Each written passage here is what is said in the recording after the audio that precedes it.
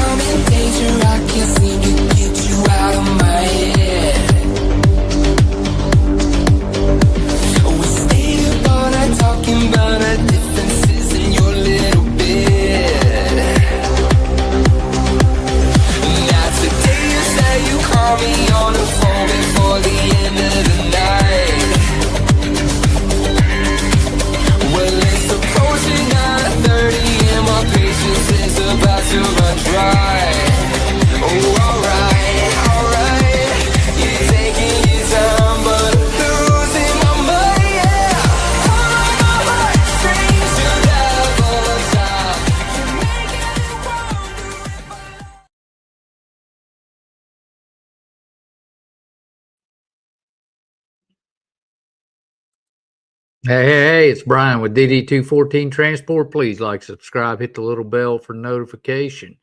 Tonight, we are talking about busted and the DOT violations that will put you out of business. Okay. So if you're interested in knowing your craft and knowing the regulations that we fall under, this is where you want to be right now. All right, so this is what we're talking about. Top violation that kills your business. It'll make your insurance rates go up. And if you're consistent with it, it will put you out of business. They'll consider you, the FMCSA will consider you a danger to the society at large, and they'll put you out of business. Seen it happen. All right. Before we go too far tonight, I'd like to thank our veterans and first responders for all they do and all they continue to do for this country. We would not be the country we are without you. Thank you for your service, all of you. All right, diesel prices are up to an average of $3.57 a gallon. That's up 10 cents from a week ago, and that is mainly due to the conflict in the Middle East. Anytime anything over there is disrupted, it hurts us at home. All right, news. Now, the other day I told you I got caught off guard a little bit with this blitz they were having. There was no notification that there was a blitz coming. So nearly 400 motor vehicles were removed from North American roadways in one day. One day, just on brake violation checks. They checked 4,569. There were 4,569 inspections conducted on April 22nd. 4,171 commercial motor vehicles did not have any brake-related issues, out-of-service issues. 91.3% of the total vehicles inspected, which is good, but conversely, inspectors identified 398 commercial vehicles, or 8.7% of those that were inspected with critical brake-related items that put them out of service. Now think about that, guys. We've got to be going down the road with these trucks, and there's 398 of them on one day that had critical brake issues. Okay. This CMV, which, if you can see this, was a Hotshot, was stopped yesterday in Idaho, traveling 100 miles an hour in a 65 zone. In addition to the speed, 17 other safety violations were discovered, including no operable brakes on the trailer. Go back and listen to that. 100 mile an hour in a Hotshot with no operable brakes on the trailer. This is the time of the year when our traffic fatalities tend to increase. Slow down, put your phone down, and don't become a statistic. Now, that's from the Iowa State Police Office. But, God, this ass clown right here is what makes us all look bad, and it makes us hard on everyone. I can't imagine. You do 100 mile an hour, and I would fire you just for doing the 100 mile an hour. Now, on top of that, Mila was driving down the road yesterday or day before yesterday. Yeah, it was yesterday. And this what rolled up beside her. Look at this.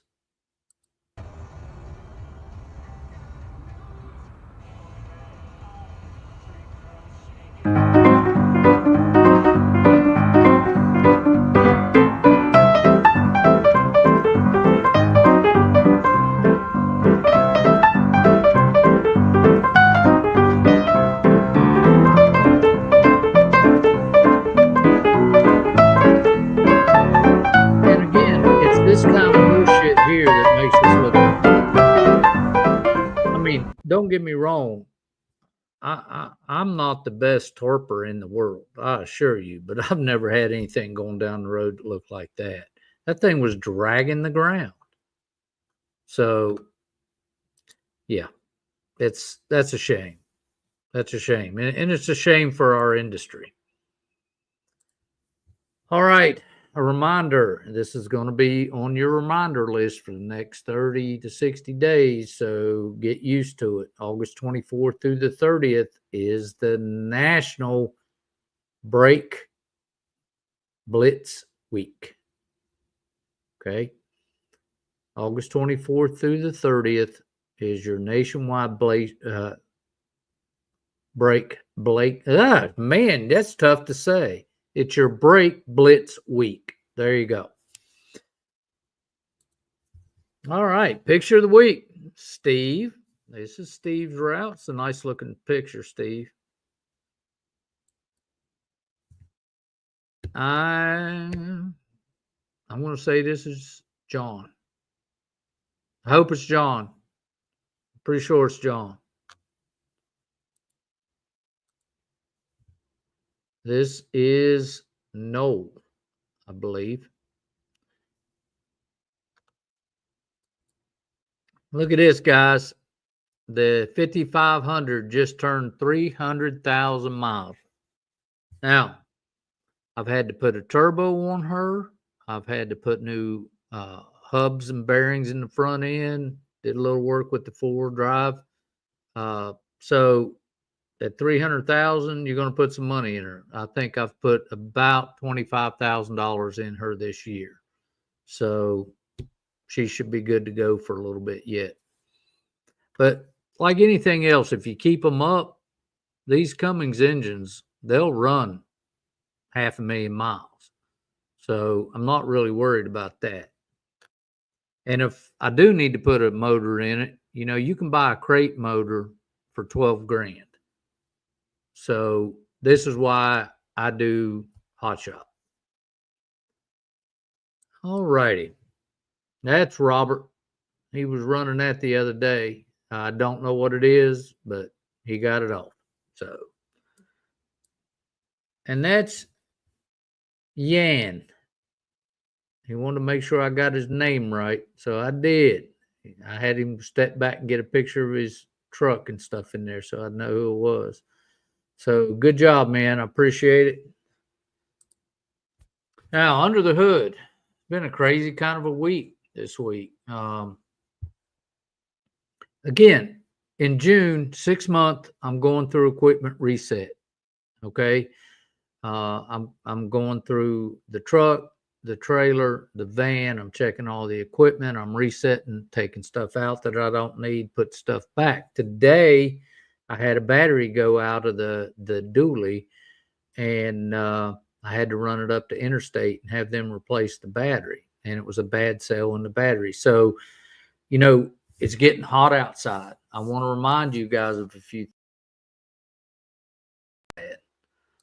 It's getting hot outside and things are going to fail. It fails when it gets cold. It fails when it gets hot. Those are your 2 times a year. 6 months in, I do it, and I'll do it at the end of the year. But I want to go through these things, and if there are issues with them, this is the month I deal with all of that. Okay. All right. So equipment reset, trailer work. Yeah, I've been doing some trailer work. That's me working on a 12K axle. That's me working on a 5,200 pound axle. Now, if you don't service this particular owner of this trailer, has had this trailer 4 years, and I asked him when's the last time he had serviced it, and he had never serviced this. So, in a way, he was a little bit lucky, but all his seals had busted. He had a pretty good nick right there on his spindle, and if he hadn't got to it, he was going to Maine this summer. He wouldn't have made it to Maine. All that mess would have just failed. All the seals were leaking. All the spindles had rust on them. So yeah, he caught it in time, but just in time. I've been running the truck. I have. So I ran that up there. It was an emergency type of thing for FedEx. I had to take off and go pick a truck up, deliver it up into Virginia, and bring another truck back to North Carolina to service. So that's what mainly I did this week. All right. So Hotshot Trucking, busted. I tell you guys all the time, you might get away with, or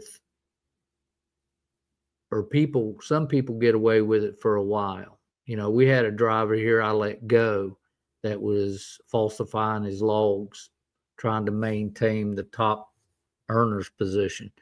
And he got caught. He did it for a while, but you're going to get caught. Okay. You just have to abide by these rules because, you know, it's not our rules. It's the rules we make money by. And if you don't pay attention to them, when you get caught, they're going to hammer you. I had a driver that we were dispatching for that would not stay off of personal conveyance. And within, I think, 3 months, he got caught 4 times falsifying his logs, and FMCSA come in and shut him down. Close the doors. They're not going to put up with it. Okay. You get caught doing this stuff, and you will get caught. You're not going to run like this forever. Okay. All right. So every time you get pulled over, there is and it depends on what you're hauling, but there are a potential 700 violations, over 700 violations. And you better have your shit together and know what you're doing, because if you don't, you're going to get a guy straight out of school and he's going to find one little small thing and he's going to wear your ass out. Okay.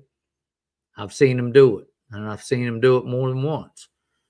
So now as we go through these, listen, guys, we can go deep in this stuff, but we're just going to scratch the surface. So if there's a question on any particular part of this, please come back to it. I have the regs over here, and I can absolutely click on those regs and answer some of those questions for you right here.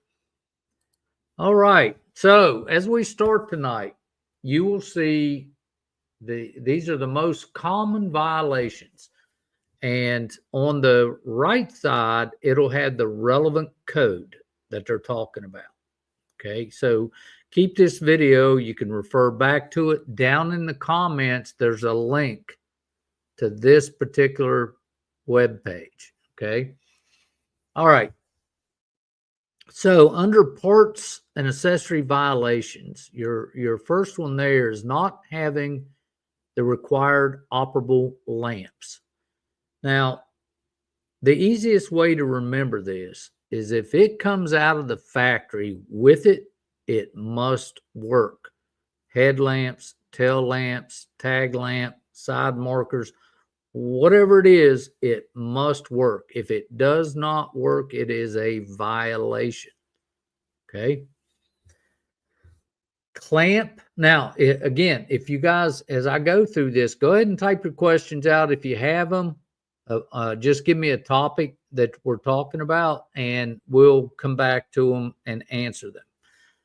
The next one we're going to talk about is clamp, rotor chamber type brake is out of an adjustment. This is more of a semi than anything else. Okay, it really, if it's out of an adjustment and they can sit there and check it, they'll shut you down for it.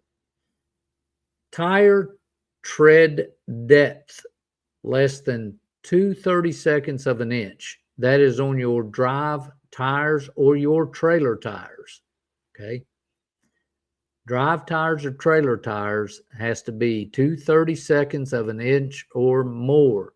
Your steer tires has to be 4/32 of an inch.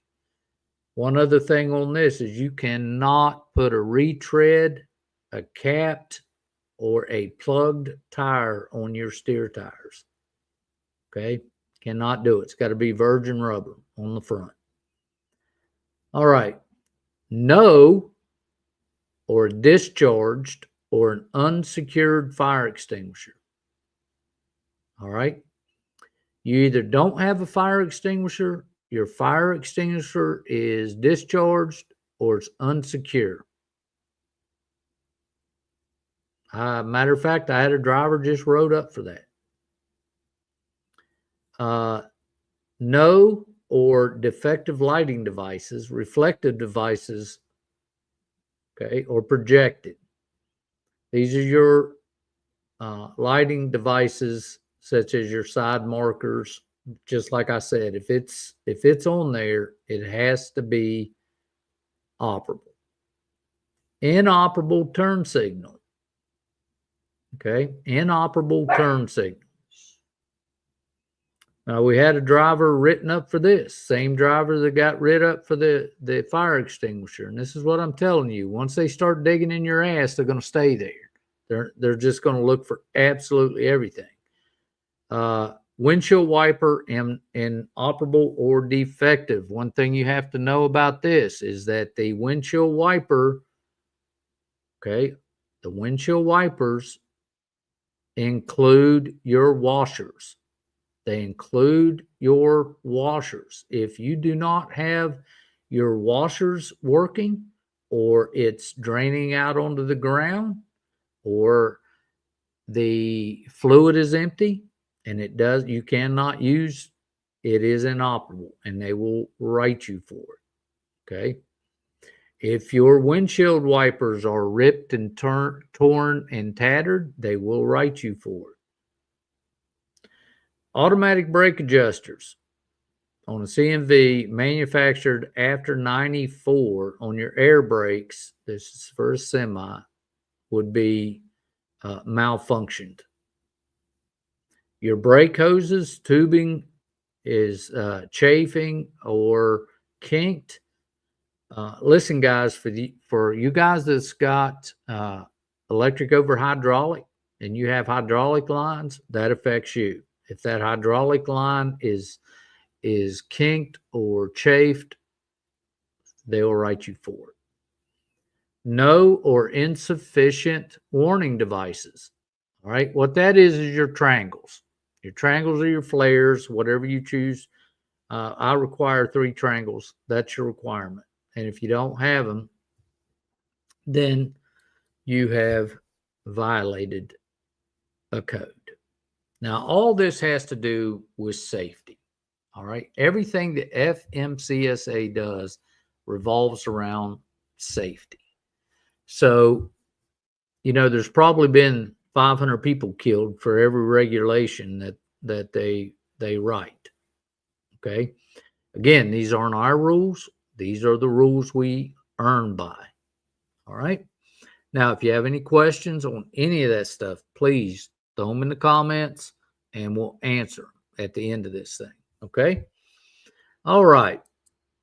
Next one. Vehicle maintenance violations. Parts or accessories in disrepair. Now, guys, if you parts, number one, for example, I actually looked this up to see what it said, and it says if your shock absorbers broke, they can write you for this. If you add for example, if you add a light bar and part of that light bar is hanging off the truck, they can write you for that. Okay. So, yeah, I mean, keep your shit together. Oil or grease leak. Guys, that's on the truck, on the trailer, on your cargo. They can write you on that. You cannot haul stuff around dripping oil and grease. All right. Operating a CMV without a periodic inspection. You have to have that truck and trailer annually inspected by a certified DOT inspector. Okay. That's what it means. Hubs. Oil, and they're hitting it again. Okay. Oil or grease leaking from the hub. Now, listen to me. Every morning when you get up, you walk out and you do your pre-trip, and that pre-trip's got to be more than kicking the tires. Okay. You need a flashlight and you need to be under there. From one side, you can see the other inside. Okay. You need to be in there and you need to be looking for anything running down the inside of those hubs. Okay. So if that rear seal leaks, it will leak down on your tires and you will see marks on it. If you see that, do not go out on the road. You are safe where you're at. If you go out on the road, you're going to get put out of service.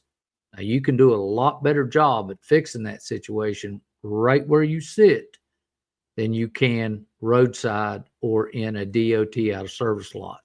Okay. You get put in that DOT out of service lot, man, anybody comes over there knows you're just fresh meat and they're going to charge the shit out of you. All right. So understand that. You get under there and you look, because if it's dripping, you're going to see it. Charlie has agreed with me right there. All right.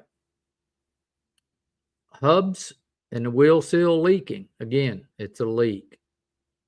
All right. Failure to correct defects on an inspection report. All right. So if you put in your ELD that you have a problem and you get pulled over and that problem's still in there, that's one. Failure to correct a DOT out of service situation, they can charge you up to $10,000 a day for that, because you have left the out of service lot or your out of service area without getting that corrected, and they will run ripshot over you. All right, brakes in general. If your brakes aren't working, they're going to put you out of service. Brakes reserve system pressure loss, that's for big trucks. Tires, here's a big one. Now that we're getting into the summer months, tires is huge. All right, tires have been running at a lot cooler temperature for many months now. Now you're going to get them in hotter temperatures, and you're going to see any weakness in those trailer tires or those truck tires, they're going to fail. All right. Any weakness, you got to get under there. You got to put a tire pressure gauge on this stuff, guys, because if you don't and you're running low pressure or high pressure, these things are set to run a certain pressure. If you're low, it's bad. If you're high, it's bad. You can blow them on either side of that. So you have to get on top of your tires and stay on top of your tires. It's just something that you got to do. All right. Failure to correct defects noted on an inspection report. There again, see, they're going to hit you twice. It's the same thing, guys. You failure to correct the defect, it becomes a safety issue, and they're going to put you out of service for it. And then they're going to get at you a big ass fine. All right. Driver qualification violation. Number one up there, non-English speaking driver. I don't think we have too many problems here with that. But if you can't read and speak English proficiently, you are out of service. Incomplete driver qualification file. All right, guys, that's that. Some of this stuff will not apply to the front side of it. It applies to me. Those who have leased on with me know that we go through a huge bunch of paperwork because there's a checklist of things that we have to do to make sure that's in your driver file. Okay. So they will put you out of service and then fine me. Okay. They'll ask for your driver file. And if I can't produce it, they will fine me for that. All right. Operating property carrying vehicle without possessing a valid medical certificate. So medical certificates, for you younger guys, you can get them for a couple of years. Us older guys, we have to do them every year. Okay. Medical certificate has to be done before your end date on that. So working on a system now to where we can identify those that are coming up and start giving them heads up notice saying, hey, you got to get this done or we're going to stop dispatching. We're working on that system. It's not in place right now. I just got notes everywhere. Okay. All right. The driver does not have a valid operating license for a commercial motor vehicle. Okay. Expired medical examiner certificate. That's what I was just telling you. And see, there's two for that. Two. And they'll hit you with both of them. Driver lacking physical qualifications. And my guess is there's no, I'm not sure how that works on that one. My guess is he probably doesn't have a commercial motor vehicle or a med card. Driver operating a CMV without proper endorsements or in violation of restrictions. Okay, so if you are restricted for glasses, I think that's what that means. But without proper endorsements, you would be running a tanker without a tanker endorsement, so to speak. Or you would be running hazmat without a hazmat endorsement. Driving a CMV while disqualified, meaning your license are suspended, you're suspended for safety violations or unknown reasons, and in the state of the driver's license issuance. So, you know, if you're disqualified to drive altogether, you're damn sure going to be disqualified to drive a CMV. All right, driving a CMV again while disqualified was suspended for non-safety related reasons and in the states of the driver's license issuance. And then driver lacking a valid driver license for the type of vehicle being operated. So I would think that would be, hey, you're driving a Class A with a Class B license. That's what I'm saying. So if you have any questions on these, pop them up, send them over to ask in the chat, send them over to Mila, and we'll get them on the screen and we'll try to get them answered. All right. Driver training violations. Okay. Operating a CMV without a CDL. Okay. Driving a CMV while CDL is suspended for a safety. See, there's two that they can hit you with right there. Boom, boom. Driving a and here's the third one. Driving a CMV while the CDL is suspended for non-safety related reasons. and in the state of the driver's license issuance. Operating a CMV with the improper CDL group. That's what we were talking about, A class, and you only have a B class license.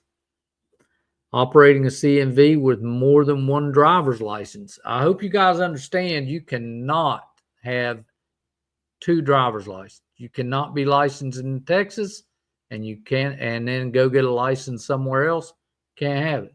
You are restricted to one driver's license, period.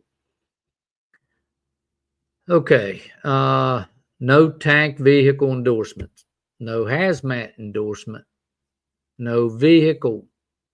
Just because you got a CDL doesn't mean you can drive a passenger vehicle without a passenger endorsement. No doubles and triples endorsement. And violating an air brake restriction. That means you qualified to run Hotshot, but you didn't take the air brake part of it. Okay? All these are things you have to be aware of. This next one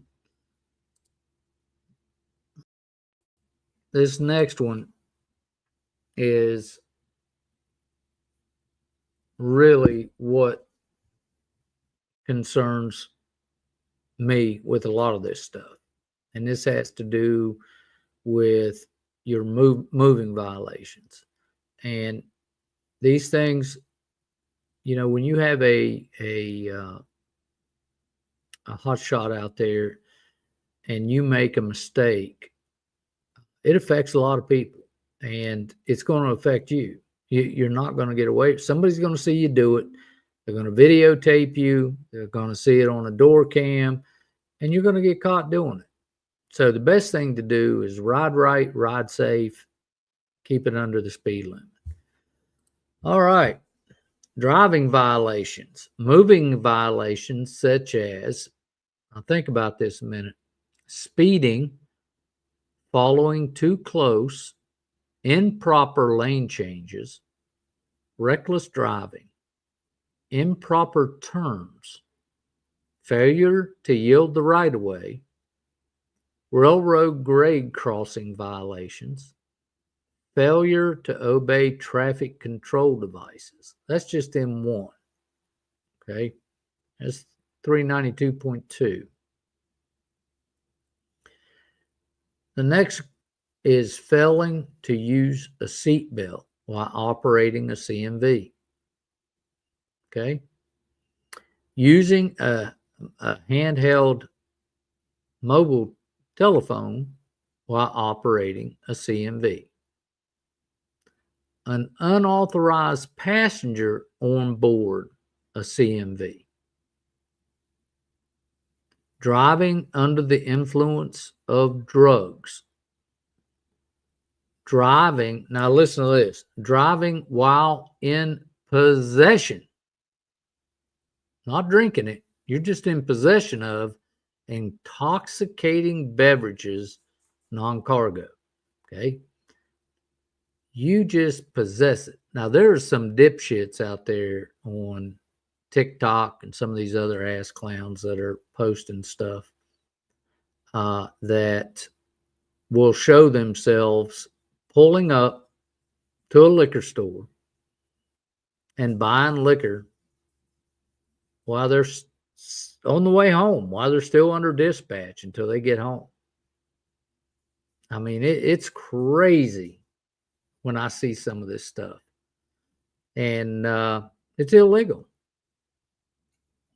Okay? You may get caught or not get caught for a while, but eventually your bullshit's going to catch up with you. All right. Again, repeat that. Driving while in possession of an intoxicating beverage. Not that you drank it. You just had it. And like I said, some of these guys are filming themselves buying it and putting it in their truck. Fucking crazy. Let's see. Will would be mud flaps missing or defective. Guys, you got a torn mud flap. You got to get it fixed. Can't be going down the road like that. Jesus, criminy. Failing to secure vehicle equipment or the load. Listen to me. A bungee cord is never considered load securement. Okay? A bungee cord, I had a driver rode up because the bungee cord that he was holding his little step stool down had come loose. What did he get rode up for? Improper securement of a load. If it is on the truck, it is part of the truck. Anything you strap on that truck is considered part of the load. This dumbass had a 3-step stool and he had it bungeed, and the bungee come loose, and he got rode up for it. Sure enough, I've seen some of the dumbest shit you can even imagine. All right. Failing to secure vehicle equipment or the load. That's what we just talked about. Driver failing to conduct a pre-trip inspection. Guys, you're going to live and die by a pre-trip. All right? You're going to make your life right or make your life wrong by a pre-trip. Not putting that pre-trip in your ELD, okay, is a violation. You have to do it every day, and you have to sign it saying it's fine. Because, you know, and it's tough to do a 30-second pre-trip. You know, you got to be on duty to do it. So if you're going to go to a 30-second pre-trip, you're going to have a hard time convincing somebody you really did a pre-trip. All right. Failing improper placements of warning devices. Okay. The warning devices, you got to be able to be seen. That's your triangles. It has to be readily available. You can't bury it at the bottom of a toolbox somewhere where you can't get to it. All right. All righty. Hours of service violation. I have seen some of those. Form and manner issues. Okay. Form and manner. Logs do not include miles traveled, or logs do not include location. Your logs have to include that. ELDs pretty much take care of that for you. If that stuff's not being logged, you need to get your ELD fixed. Okay. Driver's rods not current, meaning your logs are not up to date. Okay. You have to sign those things off, and for every day you're running. It's got to be signed. For every day you're not running, when you come back on duty, you need to make sure they're current. 30-minute rest break after 8 hours on duty. Guys, I got to tell you,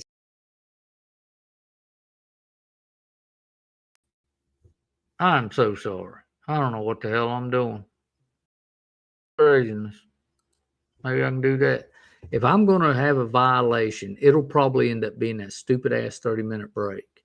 And where I normally fail on that break is I stop to get fuel, and I go in, I get a Coke and a candy bar or whatever, and I come out and I just pull off instead of looking at how many minutes I have left.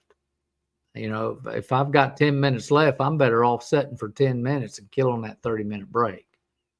But that's one that I have a terrible time with. I'll tell you now.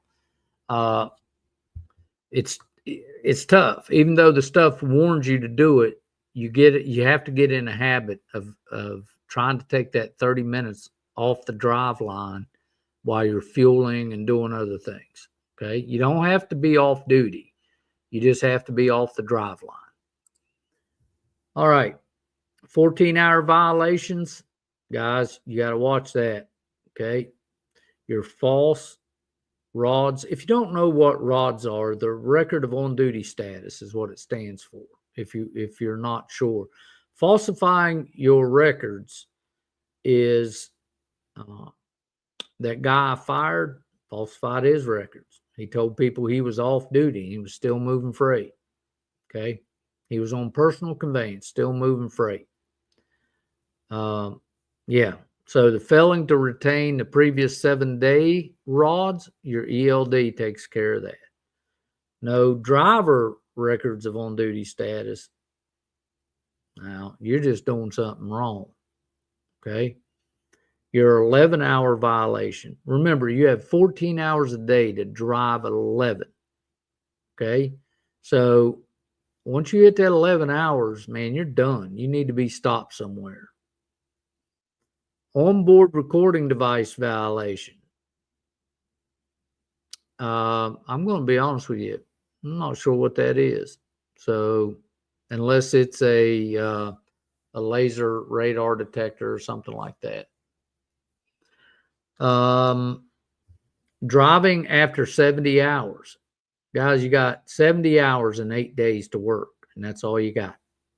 And see, if you do this wrong, they can hit you with all these because you've run over your 14 hours probably more than once if you blew your 70.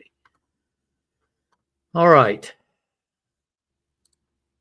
So let's talk about it a little bit. Now, there are more on that link, but most of those are going to be controlled substance things that are on the backside that we have to deal with. Hazardous material violations, those kind of things, tanker violations. But these are things that we have to do on the backside. And see, all this stuff, I keep telling you guys, this is more than what it looks like. There is a lot to it. So at this point in the program, do we have any questions? Nothing? Okay. So listen, pay attention to that. Go to that link. Study that stuff. Let me say hey to everybody, if there's anybody over. Okay, hang on a minute. Let me say hey. We got Miss Mila in the house, and Jan, and me, and Jay, Shane. Yeah, man. You're welcome, sir. We got Michael back in the house. Robert's in the house. Good deal. We got a good bit of them in here tonight. Good deal. So what questions, comments? What is the correct time for a pre-trip and a post-trip? However long it takes you to do a correct one, Jay. You need to go out there and do it. You go on duty and then do it. You go in, you carry, I always carry a flashlight with me on the pre-trip just because I need to look at the other side to make sure those seals aren't leaking. You check them. One thing on a pre-trip, Jay, is you don't have to do it every time, but you have to put an air gauge on those tires 3 times a week minimum. Okay, especially when we're fluctuating heat. This heat out here is terrible. And when you fill them, you need to fill them in the morning because your fill time should be cold. You look on the side of your tire and it'll tell you what it should be cold. And that's what you want to do. And it really depends too. If you do a post trip in the evenings, you can do a quick pre-trip. Just double check them seals. Okay. Get into the habit. Make that part of your regiment to the point that it becomes muscle memory. Don't let it slide. Don't think I'm going to kick the tires and the lights are flashing. That's great. Because it will bite you in the ass.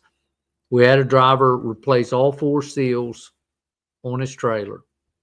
He got confident. He rolled out. Within a week, 2 of them were leaking. Okay. So understand that. With 2 of them leaking, he got put out of service for leaking seals. But because he replaced the seals, it gives you a false sense of security. You don't know if the seals might have been bad or maybe he didn't do them just right or whatever. But he got put out of service for the leaking seals he just replaced. Okay, Jay, thanks for the question. All right. Hey, Mike. All right, during my last level 2, the officer asked to see my flashlight since my pre-trip was done before sunrise. Absolutely. He wants to know, did you really get up and look at that stuff? Because he's not stupid. I mean, all the phones have lights on them. You know, they're not great, but you know, I got one of those big ass black police lights, you know, where I can zoom in and look at what I'm doing. And that's a great comment. Thank you so much, Mike. I appreciate it. All right, Mike. What about tire pressure monitoring? Do you use it? I don't. I have some. I've never put them on it because I would like to use them on the trailer. But after thinking about it, once I saw it, they're set up more for non-CDL 4 tire situations. If you get 8 of them, they only monitor 4 at a time. So I've got them, and you know, I would have to stack them up somewhere, and it just seemed cumbersome. I think if in certain applications, I think they'd be good. I really do. So thank you for the question. Oh, good deal. All right, man. So that's all the questions we have for the moment. But, you know, so much of this stuff can be rectified with a decent pre-trip. And, you know, get out there and really look at your stuff. You know, it's a little much when you're only by yourself. You got to check your high beams, your low beams, and all that mess. But, you know, it'll save you money. It'll save you time. It definitely will save you on out of service. So I think that, you know, there's so many rules and so many violations that you can get that, you know, you just have to stay straight on this stuff. Don't be an ass clown. How's that? Just don't. You're going to have tire failures. That's easy. That's easy stuff. You can't predict a tire failure, but if you look at those tires and you got a knot that big around on the side of it, it's a hell of a lot easier to fix that tire in that hotel parking lot or wherever you stayed that night, at the rest area, whatever, than it's going to be on the side of the road. I did it on the side of the road a couple times, and let me tell you something, that's not a fun gig. When stuff's running by you at 70 miles an hour, that's no bueno. So, no further questions. Guys, love having you here. Come back next Wednesday. We'll be here again. I think next Wednesday we're going to be talking to a driver that is just or is about to come up on his 12 months of service. So it should be extremely interesting to hear what he has to say. So make a plan. Again, like, subscribe, and hit the little bell for notifications. We are going to get out of here. Love your family because it's all you got. I appreciate it. And we'll see you next Wednesday. Thanks, guys. Appreciate you.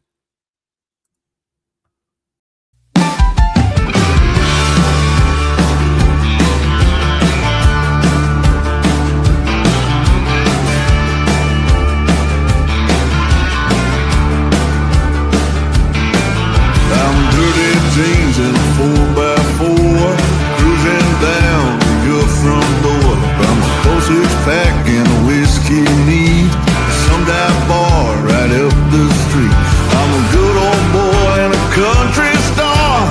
No one else can go this far. Come on, babe, go with me, riding high, living free. Don't ask once and don't think twice, 'cause baby, I'm living the life.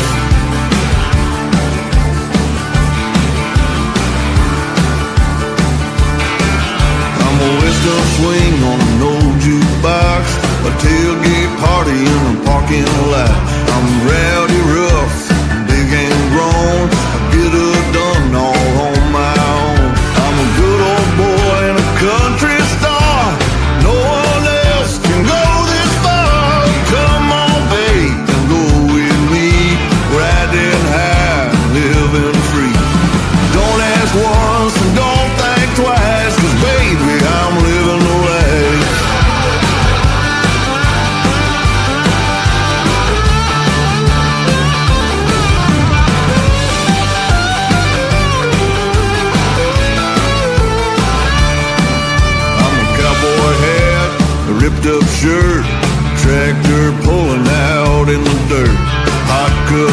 coffee with a cigarette.